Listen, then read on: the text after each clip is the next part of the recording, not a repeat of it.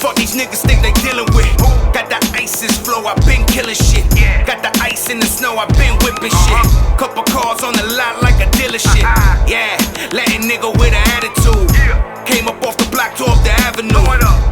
Welcome back to Faded Truth. Today I have another cast member from the upcoming movie Bully the Dead Don't Die, set to drop this fall of 2020. And I have Mr. Rade Ravello on the show, also known as the human trafficker. The Dominican Epstein of the Bronx, yeah. What's taking him so long? Entrance? What are you talking about? An entrance, bro? I've been waiting here for a fucking hour, man.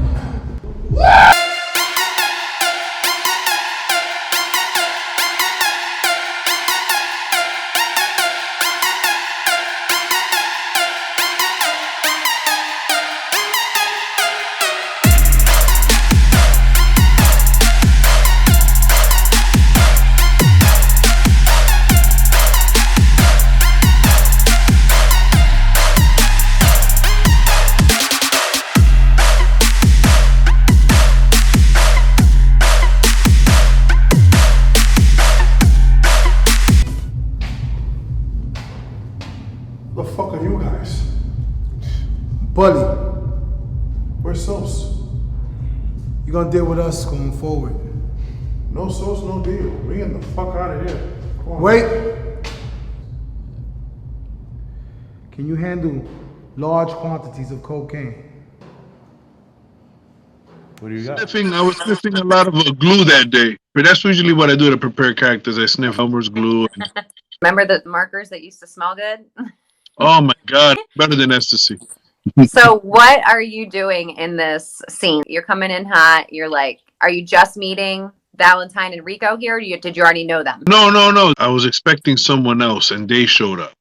All right. You wanted Sos to be there. That's what you said. Yes. Sos was the guy who I was waiting for. He didn't show up. And I was quite upset that they were there. I didn't want to work with them, but the cocaine was too good. I couldn't help it. So I changed my mind and decided to work with them. Are you a trafficker? Are you a kingpin? Like, what are you? It was kind of like a last minute thing. They called me and they said, hey, can you come down? And I was like, yeah. What's the character like? And he's kind of crazy. He's kind of bugged out. And I was like, all right. So I ran down to Goodwill and I bought like an old Lambada button-down shirt and I got a shape up. I had some funky glasses. I sent a picture to Alex. I said, hey, man, does this work for you? He said, perfect. That was pretty much it. That was all the prep time that I had for the character, you know. I had hit him up maybe a year prior. I did some background work for him. Then he wanted me to send him an audition. I sent him like a monologue from Fight Club. And he hit me up like a year later. He's been filming this for quite some time. Mm-hmm. So he said, hey, listen, I finally got something for you. And I was like, well, what do you got? And I like the way it turned out. I mean, everything looked great. The camera work looks great. The scene is awesome. I'm super excited. I can't wait to see the full product. What is your biggest character difference to you in real life? I'm not a human trafficker. That's one. I never did cocaine. That's two. I don't really play with guns. So there's a lot of differences. There's a lot. He looks more like a partier, and I just, I like to. He definitely acted like geeked out, so you did a good job there. Yeah, that's what they wanted. That's what they wanted. I used to be a bouncer. I've seen people like this, and right. I've worked in bars and clubs and stuff like that. So, visually, I've had experience with people like that. So I knew how to easily jump into that quickly. So your character, now who is he working with most throughout Bully? Ooh, that's a good question. I think you're going to have to watch the movie to find out. Because I'm in that scene and I'm in another scene. I didn't have too much to work with. It was kind of like a quick thing. So I didn't know too much of the background. Everything I knew, I found out that day we started shooting. Oh, shit. Okay. Yeah, they gave me, it wasn't like, I signed up to it and I had 4 months of prep, and no, it was like Wednesday afternoon he called me and we filmed it in the evening that same day. Wow. Okay. Yeah. And you filmed both scenes, you just knocked them out? No, the second scene was maybe like 2 months later. It was the same thing. He probably called me like 24 hours prior, say, hey, listen, can we shoot this here? And we shot it at my place. Must have been there 45 minutes, and it was in and out. Nice. You know? Yeah, that's what I like about Alex, man. He's quick with it. He doesn't tend to like do the same scene 40,000 times because you start losing your damn mind after that. Right. Yeah, I couldn't do it. So, what's your favorite scene in Bully? So I haven't seen too much. It's got a Carlito's Way feel, like the TV show New York Undercover. It's got that kind of feel to it. That's the vibe that I'm picking up. You know, Goodfellas and Heat and all that stuff. People, they connect. People just love bad guys. You know what I'm saying? People love people that break the rules, you know. So. I always say there's nothing better than a reformed thug. Yeah. Listen, that's, you know, people love it. They love the dangerous. You know, you don't like the nerdy guys and goody two-shoes. You know, you like the guy who walks around with the gun, the guy who smokes, you know, the guy that won't probably live past 42 years old. You know what I'm saying? Those guys, those are the best kind of guys. Love short and hard. That's all That's it. That's right. Live fast and leave a good-looking corpse. Is there anything that you had to do to get into the role at all, or you just kind of went in there like? Well, you know, I was willing to try anything. I've been acting for a while. The more you do it, I think the faster you can start getting into the characters. He told me what he wanted. We shot it, and he loved it. He was like, "Oh, this is great," you know, and let's go with this. So I kind of stayed in that. Gotcha. In that mentality of that character. From what he told me, the guy was a partier. I kind of knew where to go, and how he should look and everything. He just seems reckless as hell. He's bugged out. Are you like a pimp, or are you like an actual like? I think that Miguelito is involved in everything. You know, if it's illegal and he can make money off of it, he's in it. What other roles were you in before this? I have another film where again I play a gangster, but completely different character from Miguelito. Okay. It's a film called Fauna, and that comes out in March, and I play a gangster as well, but completely different. This guy's more calm, more tactical, kind of like an action horror film.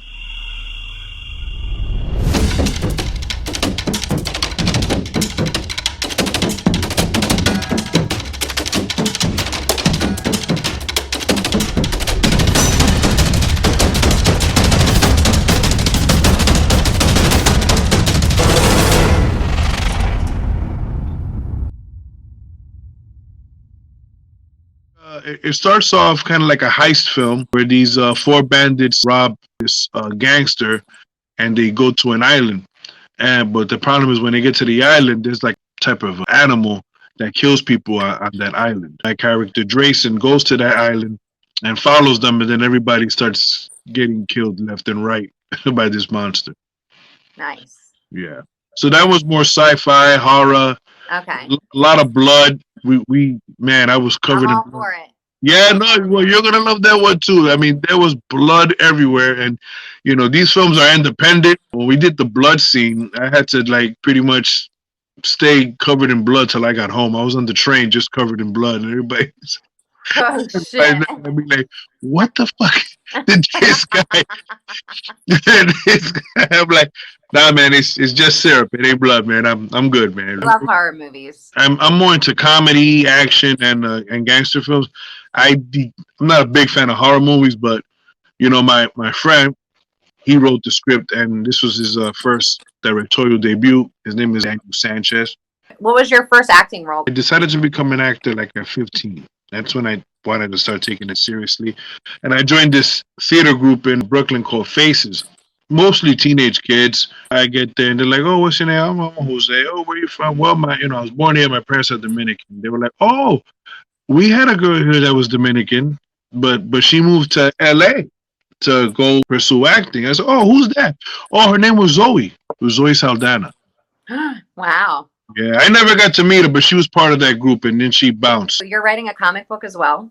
I'm the creator and the co-writer, working with a guy named Daniel Calvin. 9-issue limited series called the Assegai Program, more superhero type stuff. I grew up reading comics since I was about maybe like 4 years old, so I always wanted to write one. Are you just gonna be on the cover like? Kind of, sort of, yeah. With the guns, you know, smiling, and you know, a naked girl next to me, and things blowing up behind me, and all that type of stuff. the comic book audience is pretty much 7 years old to 14 years old. Once you hit 14, you don't want to read comics anymore. You want to read like Penthouse and Playboy and Maxim. You know, you're tired of seeing guys in spandex and you want to see girls. You know, puberty kicks in and all that stuff. Who's your favorite comic book character? Oh, he's right here. You know who that is? A skull. Yeah, it is the Punisher. Okay, I knew. I was like, I've seen it, but I don't know what's related. Yeah, he has a show on Netflix. That's one of my favorite characters. You know, he's the guy that I decided to put on my body for the rest of my life. What's the most someone's paid for a comic book, or like sold it for? Because I know these things are like worth like a lot if you collect them, right? It all depends on how rare it is. The first appearance of Spider-Man is now $1 million. Superman is $1 million. Batman, but those comics are friggin' old. They're almost now 80 years old, so they're very rare. So the more rare it is, the more expensive it is. And I would love to buy the first appearance of the Punisher, and that's around $750. But that's hard, and then man. Can you read it, or you just don't open it? I wouldn't open it. I just want to say that I have it. I'm not going to mess it up. I mean, you pay $750 for it. It's like, you know, it's staying in a hard plastic case until I pass away, and then I give it to my son, and he gives it to his son, or whatever.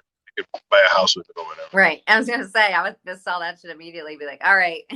Yeah. It's an investment. No, they go up, you know. So you're also a pro wrestler? Yes. I haven't wrestled in a while, but I've been wrestling since 2007. How'd you get into it? When I was trying to get in, there was only like 2 schools. I found this school in Union City. Someone lent me the money, $1,000. I paid for it. 3 months later, I was getting beat up for $10 a match, pretty much. Which is what you get paid before you go to like the WWE or something like that. You don't have to be on TV to be a pro wrestler. You just have to have a pro wrestling match to become a pro wrestler. And then do you have to have a certain amount of wins, or no? You just no, because you know it's predetermined. So the way to get work in pro wrestling is depending on how reliable you are, your look, how well you can wrestle. So wrestling's fake. That's what you're telling me, right? Well, hold on. Wait a second. So it's a escape. You watch it. There's good guys. There's bad guys. I've been hit so hard. I had a 400-pound guy land on my head, and I had a contusion for about 3 months. I had to take a leave every day for about 90 days. What the hell? Yeah, because he bruised my skull. People will say it's fake. It's like, where?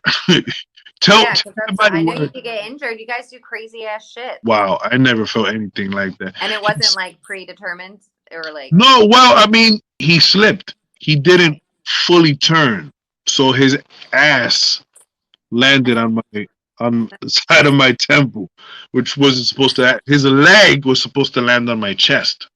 That type of stuff that happens in pro wrestling. Yeah, I was. You ever get karate chopped? Karate chopped? Yeah, like, I've been everything. You're running and then they like stop you, like when you're running across. You're talking about the clothesline. Yes, I've been. Yes, I've been clotheslined. I've been punched in the face. Yeah, I don't want none of them injuries. No, you don't want that. No. Let me tell you something. It's the stupidest thing in the world to do. I wish if I could go back in time, I'd be like, you know what? I think I'm just going to stay a fan. Who's your favorite wrestler? I'm a big fan of Roddy Piper. I don't know if you remember him. He used to wear a skirt. No, and, I think I only know Hulk Hogan. Oh, you only know Hulk Hogan? Okay. Well, he was Hulk Hogan's bad guy. And then there was the Macho Man. Oh, you have like a good guy, bad guy thing? Yeah, that's that. You've never watched pro wrestling before? No, I just. What? You never watched? You don't watch Marvel movies, and you don't. Oh no, girl, you gotta get out that cave, girl. Yeah, no. I'm a nerd, but I'm not like that kind of nerd, I guess. No, you're not a nerd at all. You have 0 nerd qualifications. I'm sorry. You cannot call yourself a nerd and say you don't know who these people are. Damn, I can't come into the pool. You just automatically. Nah, I mean you could get in. It's gonna take about 6 months of training. Who are your favorite actors? It was Al Pacino that made me want to do this. Gary Oldman. I think is phenomenal. Christian Bale is just incredible. The way he just changes his body. He's fat 1 minute, then he's anorexic the next. Val Kilmer was another good one. De Niro, of course. Jack Nicholson. When I first started, I was like, I didn't know anything about acting. I was like, I'm just going to imitate these guys and just figure it out and figure out the rest of the way, But that's how I started. I was imitating all these guys, compile them together and see what good would come out. What's your best advice for like young actors? Go to acting school or library's good. When I first started, they have so many books on acting. Start studying actors. Start watching people. I would watch Marlon Brando and I would rewind scenes and I would see things in detail in the way they walk and the way they move and the way they breathe. And I would be dissecting stuff. Anybody who was considered good, I was like, okay, I got to watch them. And then I'd be like, why are they good? Yeah, I never thought of that. Yeah, I definitely would tell people that, like, don't dismiss anybody. The method works with personal experience. You take personal experience and then you apply it to the character that you're performing. Even when you're home, if you're alone, people want to think you're crazy. And I did it. I would do scenes in my room. Right. And I would be talking out loud and I would just be doing stuff. You're going to make yourself look stupid when you're an actor. And that's kind of, but we do stupid things every day as human beings. Don't have any restriction. You kind of have to be limitless. You can't be shy, right. In acting. You're going to have to open up and that's how you're going to get better. What do you like to do when you're not doing anything? When you're not being a dad and you're not working on and doing all this shit? Gym, pretty much. Heavy shit. Basically working out, trying to stay in shape. What's your go-to life motto? Similar to my acting style, I don't like to put too many restrictions on myself. Be as open as you can be. You're not living if you don't have that kind of mentality. If you're not living life at its full potential. Don't be so enclosed. Be outgoing. Be outside of your box. Yeah, I agree. Okay, Ray, thank you so much for being on the show. I appreciate it. You. Bully the Dead Don't Die dropping this fall. So guys, stay tuned. Until next time, peace out. Peace out. Take care. You know what it is. Couple black mans, black gloves for the lid. We be in the club popping bottles in the vid.